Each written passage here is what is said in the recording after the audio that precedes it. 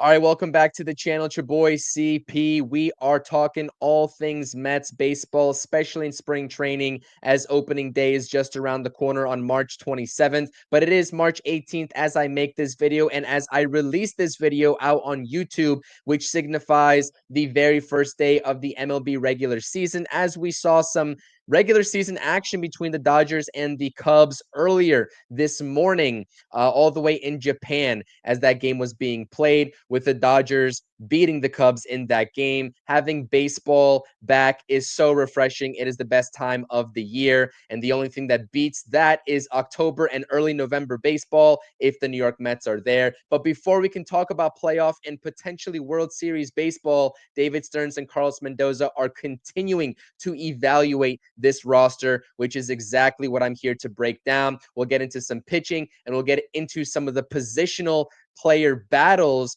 And hint, hint, it's going to be another discussion surrounding second base and rehashing some of my thoughts that we had in the post game. Before we fully get into it, please do smash those thumbs up buttons, subscribe to the channel, and as always, comment your thoughts and opinions down below. Now, we cannot go another day or another episode on this channel without talking about one pitcher in this Mets organization right now that is definitely going to be making the opening day roster. We don't know if it's going to be in the rotation or in the bullpen, but he is opening eyes. Not Clay Holmes, who's going to be the Mets opening day starter, which was just announced by Carlos Mendoza early this week, and not Max Kranick. It is none other than Griffin Canning. An impressive spring training thus far over a couple of appearances, 10 innings pitched total, a .90 ERA, 16 strikeouts over those 10 innings pitched, and only just 2 walks. Griffin Canning is turning a lot of heads, and he is proving me wrong flat out. I am going to 100% say that. And I've been very adamant that I do not want Griffin Canning in this rotation. I've been saying it all spring training long. He was brought in here, in my humble opinion, to be a long reliever. But now with some of the injuries that the Mets have sustained, and now watching some of the performances or lack thereof of starting rotation candidates, particularly Tyler McGill, Griffin Canning definitely should be in the running and in consideration for a starting rotation job in the back end while the Mets pitching staff looks to become healthier over the next month and a half with Manaea and Montas coming back. Now let's get into a little bit of Griffin Canning and the type of pitcher that he's been over the past couple of seasons of his career. 2023 and 2024 were vastly different for Griffin Canning in an Angels uniform. In 2023, he enjoyed a little bit of success, over 127 innings pitched. The 4.32 ERA is not going to wow you. But again, when you're talking about a fifth or sixth type starter, those are pretty acceptable numbers and acceptable production, and exactly what I would be happy to get out of Griffin Canning over the course of 162 in the 2025 season. You see with the strikeout rate above league average in that season at 25.9. But things went very downhill for him, as it did for the rest of the Angels organization in 2024. 171.2 innings pitched in that season.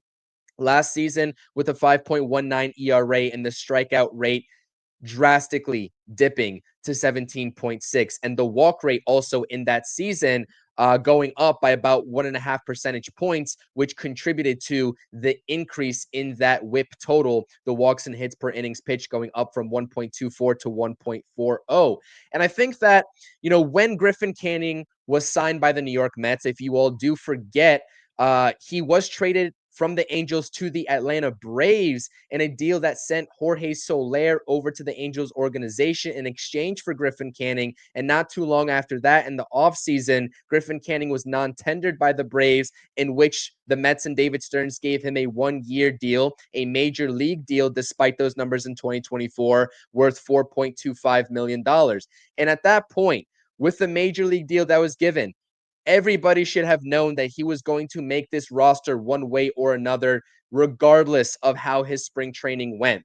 And I was intrigued by the signing, but again, I was very adamant that this was a long reliever for the New York Mets. Nothing more, nothing less. I had no intentions or aspirations talking about Griffin Canning being a rotation piece. Well, 1 injury, 2 injuries, Later, lack of performances from Tyler McGill and Paul Blackburn in spring training. Now we're talking about a realistic scenario where Griffin Canning is your fourth or fifth starter come opening day. And I know that might not sound enticing to a lot of Mets fans. And again, it's not going to be the case, we would assume, unless he absolutely wows us over the first month of the season. Because again, the Mets pitching staff isn't healthy to begin the season. So they are looking for immense production to fill in one of those spots in the back end of the rotation. And I think that Griffin Canning could be up to the task. And you're talking about a competition that is now commencing between him, Max Kranick, Paul Blackburn, who's looking a little bit better in spring training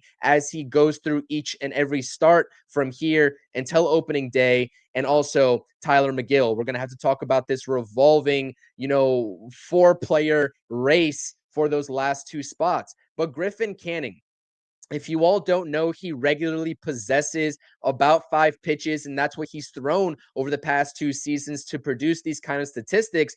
But we just saw a tremendous outing from Griffin Canning just yesterday against the Tampa Bay Rays in a split squad game. He took the mound. He went 4 2/3 innings pitched, only allowed 1 earned run, being a solo home run in the first inning, and he produced 9 strikeouts over those 4 2/3 innings pitched. And honestly, he was pitching an efficient game. It's spring training, so they wanted to lengthen him a little bit, but Carlos Mendoza was very adamant to take the ball away from him at a certain point. He could have definitely went into the 5th inning and probably beyond that. But again, when you're talking about the lack of health in the Mets pitching rotation right now, you want to preserve these guys as long as possible. But something that was very intriguing was the pitch distribution from Griffin Canning in that game, in that particular game in spring training. And this is actually a credit to at TJ Stats over on X. If you don't follow that account, make sure you do. There's a lot of good breakdowns in terms of the pitch distributions that each pitcher, whether it's a Mets pitcher or any other major league pitcher that is throwing on any given day. And in this outing, this particular outing, Griffin Canning was getting a lot of swing and miss. He had 13 whiffs total against the opposition, against the Tampa Bay Rays lineup. He threw sliders 50.7% of the time. Now, usually, if you look at Griffin Canning's Savant page, that is his tertiary pitch, and he throws it for about 23% of his total arsenal and his total distribution. So upping that value to 50.7 did him wonders in this outing. And the fastball was significantly reduced. Over the past couple of seasons, he has been a predominant four-seam fastball usage pitcher. And so this kind of tells me Griffin Canning doesn't have the velocity on his fastball. He's going to have to utilize the changeup and definitely that slider with the way that it looked against the Rays lineup in spring training in his last outing a whole lot more when the regular season comes around, wherever he is in this rotation or bullpen. This is a really good sign. When the Mets need production early in the season, before the rotation gets fully healthy, Griffin Canning is looking like he is a viable option to put in that rotation. Now, let's get into a little bit more of the positional player battle, especially an updated look at the second base battle now that Jeff McNeil is going to start his season on the injured list. And so this is probably the 5th time that I brought this up. These are the updated numbers as we look for an answer as to who's going to be the starting second baseman come opening day. Brett Baty has been playing a lot of second base in these spring training games, and there seems to have been a little bit of a discrepancy about the volume in which we've seen these two players. But it's actually closer than everyone thinks. 36 plate appearances for Luisangel Acuna compared to Brett Baty's 43. 15 games played total for each of these two players, and you see the respective offensive numbers here as well. Now, Brett Baty got off to a tremendously hot start to his spring training, and he's kind of cooled off since. The inverse can be said for Luisangel Acuna, where he started off slow, and now he's picking up some steam, notching 2 base hits in his last outing, not his last outing, but his last start at second base yesterday in the split squad game. Now, I've said this on the post game. I'm going to rehash these thoughts as I give you all my opinion on who should be the open day starting second baseman. And if you don't know by now, the answer to that for me is going to be Luisangel Acuna. The issue here is who can make the most impact right away for the New York Mets at this respective position, both defensively and offensively, right? and who can be more consistent given their distinct play styles. Now, I'm going to go into the strengths and weaknesses, or more so the strengths of both of these ball players. We know what Brett Baty is supposed to be, and we know what he has been in the minor leagues. He is and has been a consistent home run threat as well as a gap to gap power hitter throughout each of the minor league levels that he's appeared in for the Mets organization. That has not transpired and that has not carried over to the Major League Diamond. But he does have a little bit of power, and he's showing a little bit of power here in spring training. Are we confident that this version in spring training of Brett Baty that we saw a couple of weeks ago when he started to heat up, is that the version we're going to get when opening day rolls around? And if this is why the Mets are trying to make this competition happen between Luisangel Acuna and Brett Baty, and if they're holding out hope that Brett Baty can be that power threat, he's probably going to be in line to be a 6-hole or maybe even a 7-hole type of hitter. We're not talking about him batting 8th or even 9th. And this is where I think the strength lies in Luisangel Acuna, not only defensively, because we know that Luisangel Acuna is more of a natural infielder and a natural second baseman than Brett Baty is. And Brett Baty hasn't looked horrible at second base in his limited opportunities, but he hasn't looked fantastic either. It's kind of been like meh, is my honest defensive assessment. But with the bat, we know Luisangel Acuna is not going to hit for consistent power, and he shouldn't, with the expectations being set, he shouldn't be living up to the standards of what Brett Baty is supposed to be with the power in his bat. Luisangel Acuna, quite simply, is a perfect 9-hole hitter. A guy that's able to get on base, whether it's via walk, an infield hit, a bunt hit, or a line drive over an infielder's head, right?